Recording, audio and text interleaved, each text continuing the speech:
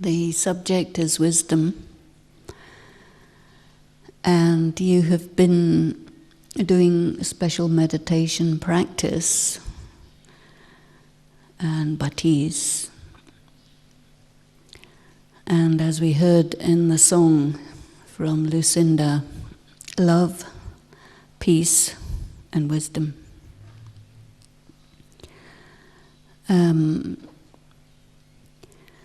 There are many elements to wisdom, and it is quite a deep secret for a person to actually reach a stage known as wise. Generally speaking, it is said that you go through life, you learn things, you develop practical experience, and by the time you are old, then hopefully you are wise. Some people simply get old, and some people get wise. One of the dharnas that Baba is talking to us about frequently is this instruction: do not give sorrow and do not take sorrow. And in conventional morality, it is often mentioned that we should not give sorrow. Even then, we find the accumulation of sorrow, people giving sorrow, and then those who are given sorrow, they take sorrow. So the general overall amount of sorrow in this world is increasing, and proportionately the wisdom level is decreasing. So I feel there is a connection between the acquisition of wisdom and the application of this instruction to not give sorrow or to not take sorrow. And I think that it's a very interesting barometer. If you have spiritual power, then only you will be able to neither give sorrow nor take sorrow. Whenever you experience some test and you have insufficient spiritual power, then either you will give sorrow or you will take sorrow. But there will definitely be one or the other. Now, some people, they feel that, well, it's very important not to give sorrow, but it's okay to take sorrow.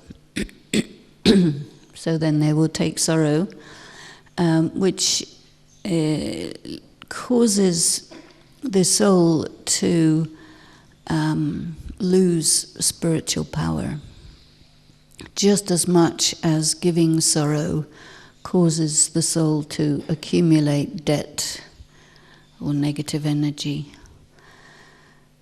So I think that wisdom is definitely a natural product of the accumulation of power. And if we look at the 8 powers that Baba has given to us, we find that if we really have them, then only we will not give sorrow, we will not take sorrow.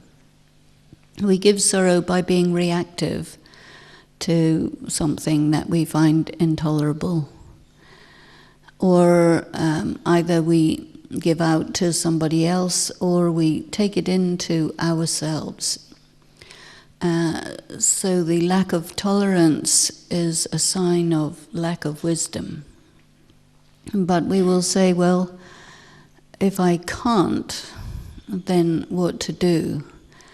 And Baba will say, well, you practice until you can.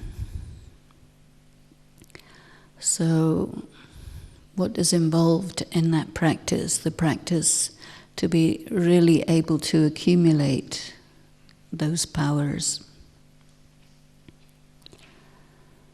And how long will we wait until we are insisting to ourselves that, okay, self, now it's about time to be wise? What do you feel?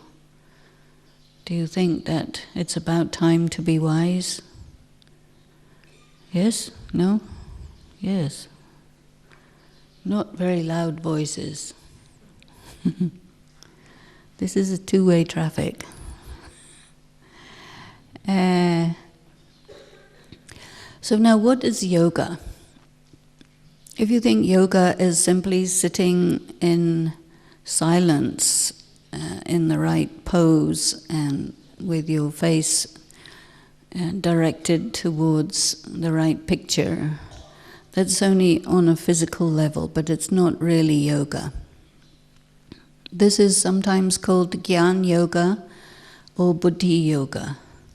There are many words for Raj Yoga, but Gyan Yoga and Buddhi Yoga are very much part of it. So Gyan Yoga means the yoga of knowledge, Buddhi Yoga, the yoga of the intellect. And the powers are accumulated in the soul. Where exactly? Where do you keep your powers? Sometimes your powers are considered to be weapons. When you see the statues of the goddesses, and you see they have the 8 arms, and in those 8 arms you see these different weapons. Have you seen those? You must have seen. And some of the weapons are connected with the idea of instruments of violence, like a trident or a sword or a shield. Usually the goddesses have a bowl of blood, which is where they collect the blood from the heads they have chopped off. I'm not quite sure what they do with that blood, but anyway, it's fairly bloodthirsty. And then there are other weapons which are a very different type. For example, one is a flower, the lotus flower. One is the rosary. Yes, and the lotus and the rosary are not generally considered as weapons of violence. The discus, is usually the deities have the discus of self-realization, with which you can cut off heads of different vices. But to use other weapons like a flower or a lotus or even the hand of blessing, that is also considered to be a weapon. So they're called weapons or they're called ornaments. So an ornament is also considered something which decorates you, which makes you beautiful, and which indicates your value. So in the deities, this combination of weapons that are generally associated with violence, and then weapons which can be more like simply ornaments, which are nothing to do with violence. They're very soft things. Now these powers are acquired over time. Of course, each and every one of us, when we do our 7 days course and we receive the information about the 8 powers through yoga, generally we say, well, that's very nice, but how are these things powers, you know? And as you continue with the path of yoga, you gradually realize the extent to which you do not have those powers. Is this true? Because once you start on the path of yoga, of course there's an initial period which sometimes we may call the honeymoon period. So the honeymoon period is where everything is looking wonderful and marvelous and fantastic, and your yoga works beautifully, and you experience light and might and divine insight and all those good things. And then Maya somehow notices you and begins the process of taking you down and taking you out. And if we do not keep up with that, then we would say, well, this is someone who hasn't really understood. You've taken the word easy Raj Yoga to mean it's okay to be lazy. And Baba had mentioned in the Murli that anyway you're lazy, and Maya makes you more lazy. So being lazy is a lack of wisdom. Sometimes Baba gives us the title Shurveer. Have you heard this word before, Shurveer?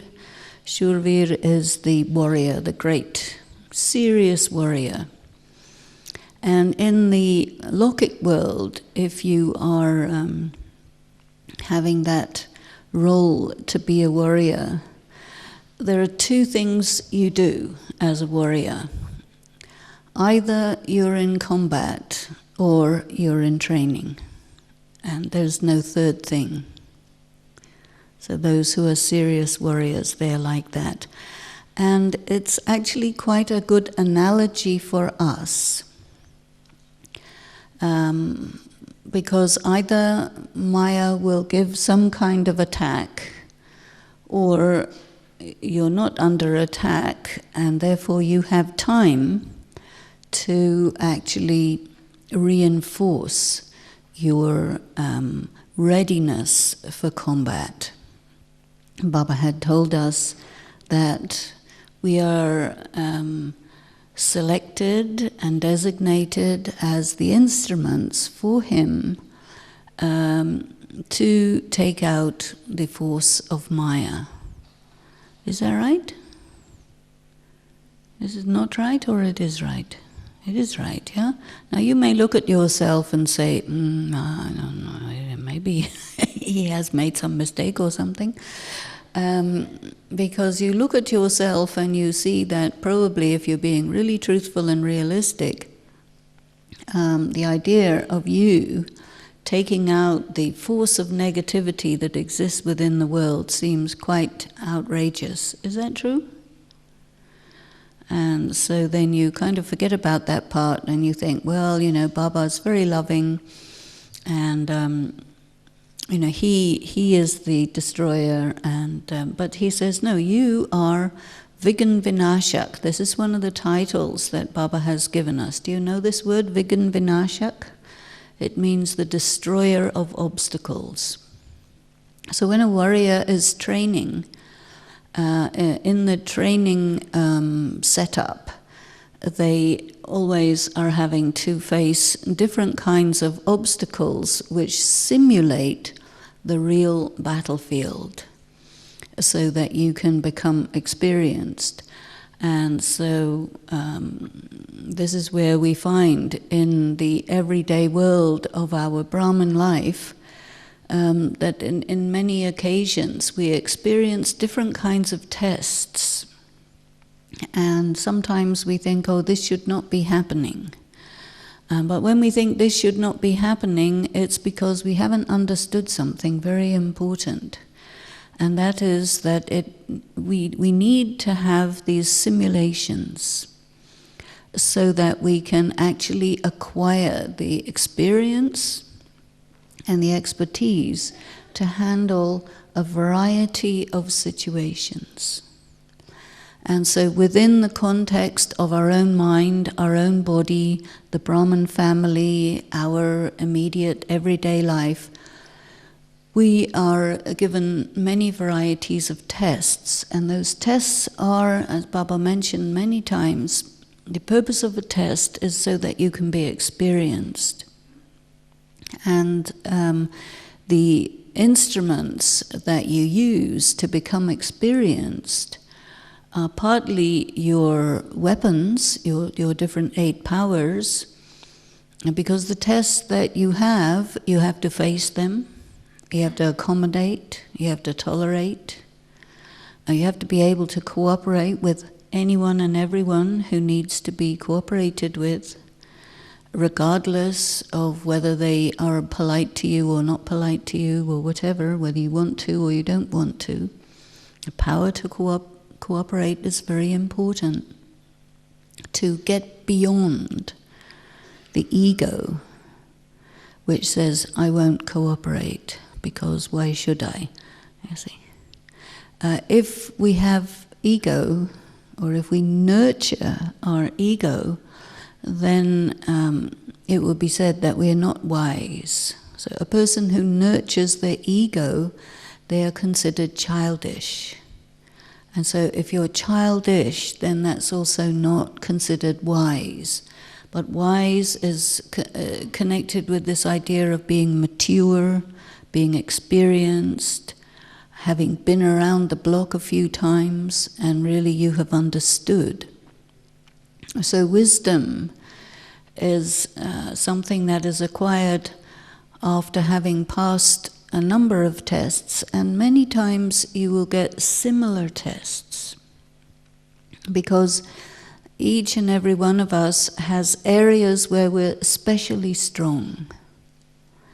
Just as in the Lokic world, the warriors, when they come into their force to be ready for combat, they come with existing specialities, which make it easier for them during their training and during their combat, but then they have other areas where they're weak. And so in those areas they have to really work hard to bring all of their skills, their skill set, up to a level where they are good in all the areas. So the same thing applies to us, the Shurvir, the great warriors, also called Mahavir. And you know that Mahavir is also a word that was given to Brahma Baba. And Brahma Baba says many times that he is in the front line in the battle against Maya, and any test which comes to any of the children, first of all comes to Baba. And this is why also Baba has told us that the life story of Brahma Baba is the encyclopedia for us. Because if there's any difficulty that we experience, any particular problem that we may have, either with our own mind or our emotions, our feelings, our weakness of the physical body, our inability to be disciplined, or our difficulties with the Brahmin family or with the world or financially or any other type of difficulties that we may have, we can look up that difficulty in the biography of Brahma Baba, and we can find out how he handled that. Now many people will say, well, we don't have that kind of encyclopedia. And this is one of the reasons why we are here in Madhuban, because here is where we have access to the people who will tell you the stories. And at 7:30, Daddy Janki is going to come and talk to us. And generally speaking, she will include in her classes some or other stories about Brahma Baba, about her relationship with Brahma Baba and how she learned certain things. And by learning these things and applying these things, this is how you become a Dadi or a Dada. And there's one little story I'll tell you which comes from Dadi Prakash Mani. One day someone had asked Dadi, how do you become Bara? Bara means a senior. Yeah? So a senior in Hindi is called Bara, somebody who's big, important, old, like that. Now Bara is also has another meaning. And if you can sometimes in Hindi you can put a V where there's a B. And so Vara is a special kind of food which is very tasty. And it's a speciality of South India, which you sometimes will experience here. And this is called sometimes Dahivara. Dahivara. So maybe on the 18th of January you may get that in your Brahma Bhojan here, or on Diwali or something like this. So how do you become Vara? Well, first of all, you have to be out in the sun for months, in the blazing sun, just getting baked and heated up. And you have to endure that blazing sun, because that's how the urad dal, which bara is made of, that's how it gets ripe. And then it'll get harvested. So harvesting means you get cut down and beaten. And so this also, you pass through that experience, and then after that you get soaked in cold water. And then after that you'll put in the grinder and you get ground up, so you become a nice smooth paste. And then mixed with a little chili, you get dropped in boiling oil, and then you sizzle a bit, and then you get pulled out of that and dropped in cold water, then squeezed, and then dropped in yoga. Then you're ready to eat. And so Dadi Prakashmani used to tell this story when anyone would say, why do I have to go through this, that, or the other different type of experience which is difficult to manage? And really it is that we must be ready to adjust ourselves in any circumstances so that we can actually develop the practical use of the powers. You see, for the warriors in the Lokik, if they want to develop competency in the use of their weapons, they are put in different kinds of training where they're actually simulating the reality to such an extent that they really need to be good with their aim, fast, think on your feet, adjust. When the situation doesn't go the way you want, then you have to quickly create a plan B or a plan C. And you also have to work very well with your other people in your team, because a warrior never operates alone. The warriors operate in teams. And in the same way, if we do not have the power to cooperate, then we cannot be a team to handle the different ways in which Maya wishes to take down the godly army and maintain its kingdom in the Iron Age. Maya doesn't like BKs, because BKs means end of Maya. So we have to be wise enough to understand that Maya is not going to go away without a fight. Maya is not going to say, okay, it's your turn, thank you very much, I'll go away. It doesn't work like that, you see.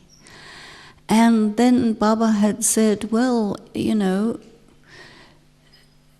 very important in a warrior is not to be afraid. And how to not be afraid, two things. One is you have to be very, very convinced of your success. And so Baba has told us, well, victory is your godfatherly birthright. This is a slogan which has been around for the longest time. And we need to be very sure that, well, I may lose a few battles here and there, but I'm no way going to lose the war. So we, if you do get taken out or taken down, that doesn't matter. What matters is you stand up again, you see.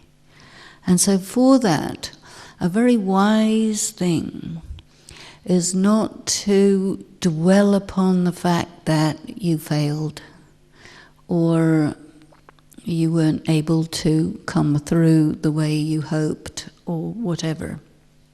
The very, very important thing is to use the different slogans Baba has given. Okay, past is past. Let it go. Do not think about it. Pick yourself up, dust yourself off, and get going again. This is very, very important. This is wisdom. You see. And always remember, I'm not a body, I'm a soul, I'm immortal. So it doesn't matter how many times I fall down, I'm still immortal. But the act of picking oneself up and not bothering about what happened is a very good aspect of wisdom. When we get a success, we enjoy that success, but sometimes we don't really learn very much from that success. Sometimes even our success can go to our head, and we can become arrogant about our success because I'm successful, so what's the problem? But when we fail, then wisdom says, well, take a look and see, where did you fail? How did you fail? What did you do that brought about this failure? To what extent did you use the excuse that it's somebody else's fault, or it wasn't fair, or it was injustice, or any of these different approaches that we can give in order to make ourselves seem to be not responsible for what happened? Wisdom says, whatever happens to me in areas where I fall down, it is a very good idea for me to take personal responsibility for that. Because then, when I analyze what happened, it's possible to actually pinpoint the area where I, the soul, am weak or was weak. You see. And Shurvir, the invincible warrior, is the one who builds up this invincibility or this inviolability by making sure that any chinks in the armor or any lack of capacity in the use of the weapons is made up by extra practice in that area, you see. Because wherever the warrior is weak, then during the training, the warrior will reinforce that area. One of the things that Baba has told us is that we need to be equal in all the areas. So in the last Murli, Baba talked to us about the treasures of Gyan, Yoga, Dharana, and the confluence age. And the confluence age, the treasure of time, means we need to understand the nature of time. It's not enough to just know what the Gyan is, practice yoga, and inculcate divine virtues. We need to understand how time is operating. And time, Dadi Janki was saying to someone today, you really need to understand that time now is such that it demands certain things from you, because what we're going through is delicate times. Time is short, which means that the time we have available to us in order to accomplish something is a very small window. So one of the things we need to be able to do is what Baba calls fast effort. So fast effort means when we've arrived at a window of time in which we have an opportunity, then we have to be rapid to discern, with our power of discernment, what's happening. What is time showing me? What is time telling me? And there is this expression, seize the time, which means it's something to do with opportunity. Now, in Greek mythology, there is a deity, the deity of Kairos time. Kairos time is different from Chronos time. Chronological time means, Monday, Tuesday, Wednesday, 1 o'clock, 2 o'clock, 3 o'clock, this type of time.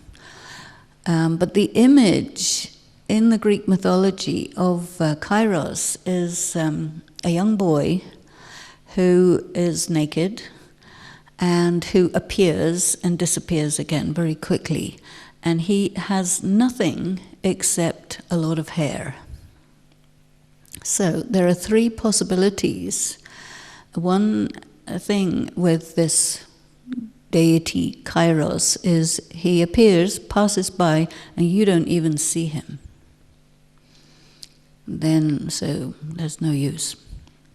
And the second one is he appears, you see him, you do nothing. So that's also missed opportunity. And the third possibility is you see him, you grab him by the hair. That means you seized the time, you took the opportunity, and you carried yourself forward by recognizing the opportunity and using it. Sometimes Baba gives us blessings, and he says blessings have to be used. They have to be applied in the right time. And so this is also something we must do in our Brahmin life, that whatever happens, when something comes along, we have to be able to recognize the opportunity, which is a little window of time that allows us to usually transcend some particular area where we are weak. And these windows of opportunity only come occasionally. We know what our weaknesses are because we check ourselves on a regular basis. And if we check ourselves carefully, we can see that our weaknesses come in different categories. There are some weaknesses that exist because we're lazy, and so they're very easy to sort out. Some weaknesses exist because we do not apply the disciplines in the way that we should. And so we expose ourselves to a progressive weakening process where we are a little casual in some of the different dharnas. And the consequences of that is that your study is a little casual, your punctuality is a little casual, your Amrit Vela, your evening meditation, these are fudged, and you miss the right time discipline. And this weakens you because it creates a sanskar, you see. And then this can create a feeling of, well, I'm not one of those guys who are ahead. I don't have the opportunity or whatever. But it's really because of fudging on some of the disciplines. To a good warrior in his training, he will be very attentive to the disciplines, and the trainers will be very attentive on calling attention to the warrior if they are slack in their disciplines, and they will force them to get it right. Otherwise, you're not in the fighting force, can't be used. Then there is the category of weaknesses where whatever you do, it doesn't work. Have you got some of those? Yeah? And these are very difficult ones. And I think that if we take care of all the other issues that are to do with casualness and laziness and so on, then what we have left is just those particularly resistant weaknesses. And I think that wisdom is when we reinforce ourselves all around those areas so that you're able to focus your attention on that area. And this is where I think it comes back to this thing of applying the discipline of not giving sorrow and not taking sorrow. Sorrow is something you experience in your mind. And Dadi was telling me that Baba had given her a blessing on the 17th of January through Dadi Gulzar. And the blessing was, you hold the string of your mind. Now, generally speaking, we don't think of our mind as something on a string. But Baba had given this image of your mind being something on a string. So what would be on a string? You see, maybe something like a kite. So the kite, you want it to fly high in the sky. It's very beautiful. If you've ever been to any place where there are a lot of Chinese, you see there's also a lot of kites. They like kites. And here on the 14th of January, they fly kites a lot. So the kite, there's also another thing which you see in the Gita, and that is that in the chariot of Arjuna, he has a flag on a flagpole which is 3 miles high. Now, you can imagine passing under a bridge with that.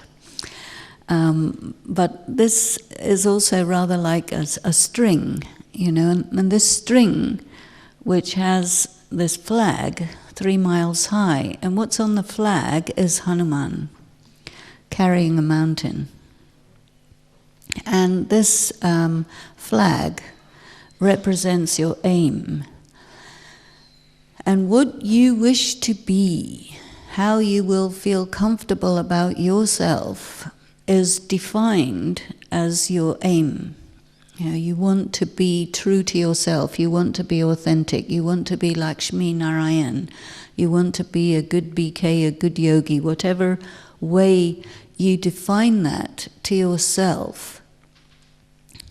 This vision of yourself, this is in your mind. And you hold this in your mind, and then your actions and your responses to the various different circumstances, including your different tests, these will be a sort of barometer that let you know to what extent you are actually living up to your aim, or actually living and demonstrating that, yes, this which is in your flag, that which is in your mind, or the kite of your mind, that is a reality, that you are heading that way and you are going to become that. And now, when you hold the mind, the string of the mind in your hand, this thing that holds the mind, this is called the intellect. And the intellect is another way of putting the intellect. It can be the will, or it can be the impact of your personal discipline, you see. So with your personal discipline, you actually make your mind experience and give you feedback that what you think you are, you actually are. Now, what happens when you experience something and you take sorrow from it?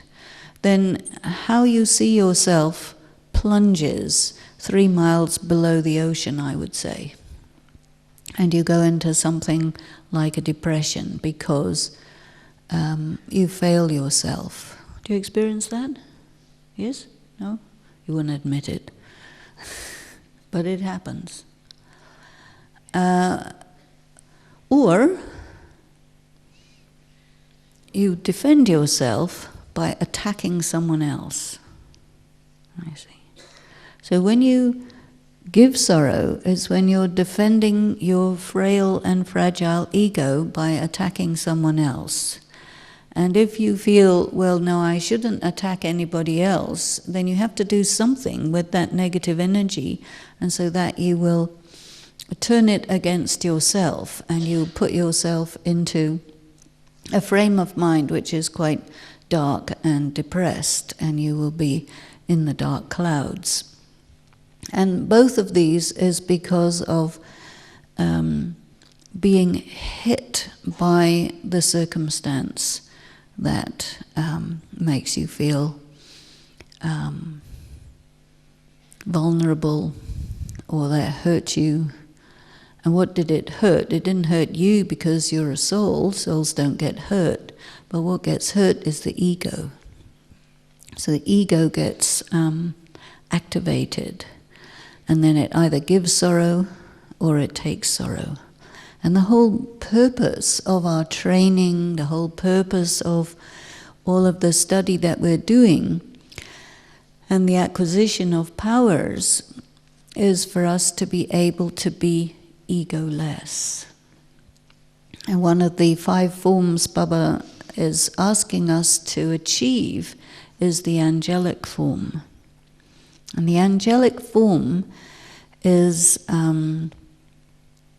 light. It doesn't have any resistance. It can't be hurt. It's really a very beautiful stage of egolessness. And sometimes Baba equates the angelic form with the stage of being the instrument and the one who has humility. And so humility can only occur when the ego is gone. And when the ego is gone, how does the ego melt? It can get cut, it can get hit down. There's different expressions for dealing with the ego. But melting is an important one. And Baba had told us very recently to be merged in love. And Baba also talks about the fire of love. The alloy in the soul gets into the soul due to the passion of the vices, especially anger and lust. These are called passions. And in anger and lust, the soul gets impregnated with impurity, and it can't come out until the soul merges in the pure passion of love for Baba. And this fire of love for Baba will actually extract the alloy. And the alloy, when it's extracted, that also removes the ego. When the soul is pure, golden, it's very soft. And it will not be resistant or rigid, but very soft. Anything that will come to that golden piece, it just will bend, and it doesn't have any problem with different types of impacts. Very, very soft, pure gold. And the other analogy that Baba gives for this stage is the diamond. And the diamond is very hard. It can't be broken. And the diamond is completely transparent. Doesn't matter how thick it is, you can see right through it. And so where there is ego, where there is lack of humility, there's something in the way. You see.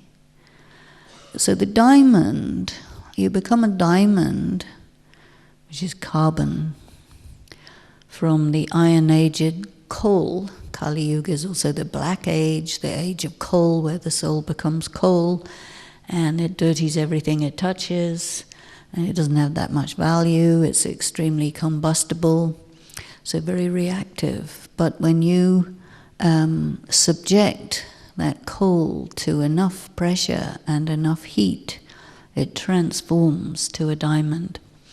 So wisdom, I think, is to seize the moments of time where you have an opportunity to transform, to realize, to transform the self, and to actually melt in the fire of love. Because if something is happening which the mind normally would react to very much, then the key to that is to immediately go to Baba in love.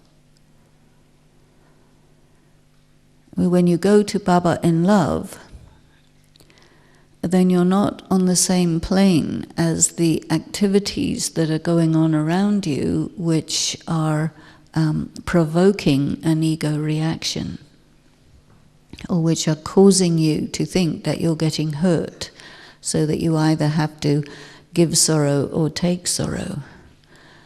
Now, when you are experiencing being merged in love of Baba, anything may be going on around you to give you sorrow or whatever, but you will not feel it because you're merged in love with Baba.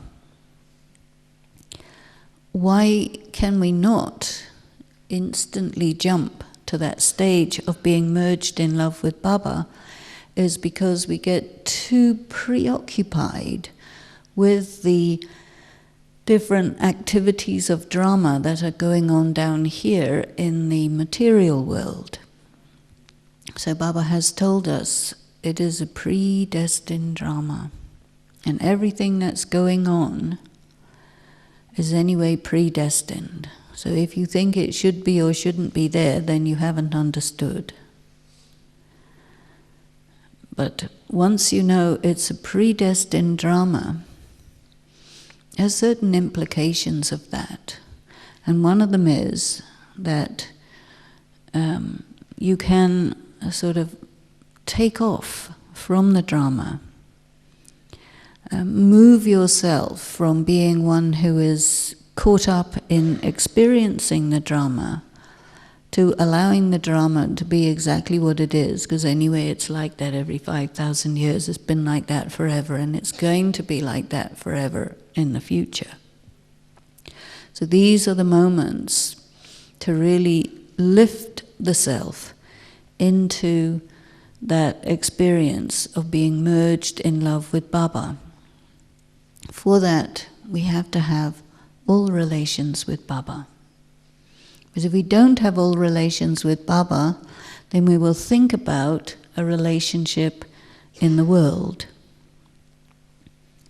So if there is some soul performing a role for which we take sorrow, and we take sorrow, then it means we are in relation with that soul. And that's not what Baba has told us. He has said it's a role. Baba has given us a promise, I am always with you. So I am always with you means it's just a thought away. Sometimes Baba says you can perform your role in the combined form. So whenever you're in a combined form with Baba, so you can think of a combined form in a number of different ways. So one way is something which is combined with something else.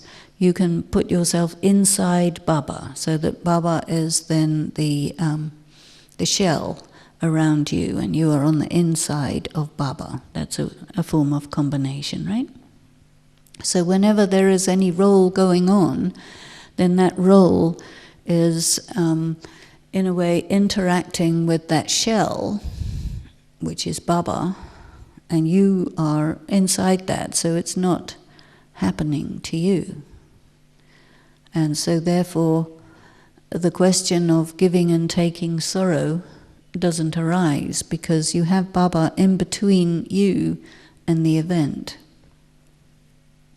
So many, many different yuktis Baba has taught us, and as we move forward So we can use some yuktis to protect ourselves, we can use other yuktis to reinforce ourselves, but whatever it is, wisdom is to be effectively immune to the karmas of other people. Sometimes Baba has said, during your 63 births of the Copper Age and Iron Age, you have been in interaction with humans, with nature, and you have built up karmic accounts because of direct interaction with souls. And your relationship with God has been indirect.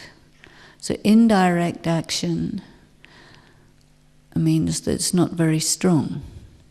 So in the confluence age, during this time of the confluence age, the key has been have direct action with Baba through having all relations with Baba. And Baba will never give sorrow to the soul. And then indirect action with people. Because people are playing their predestined roles. They have to play those roles, that's the way they are. And I, the soul, have my karma direct with Baba and indirect with people. In that way, this strongly reduces the circumstances where the soul will accumulate the debt of impure karma or karmic accounts or taking and giving sorrow with people. So I think the key that Baba's asking us, that Baba's offering us, be so in love with the father, the mother, the teacher, the Satguru, the friend, the companion, that whatever is going on in the world is something that's happening to you really very indirectly. And the more you are with Baba, handling all these things, the more the powers accumulate within you, and the more you are able to be the expert warrior. And then Baba moves the force of his light through your face, and this is the thing that takes away the Maya. So a few thoughts about wisdom. And so with that, Om Shanti.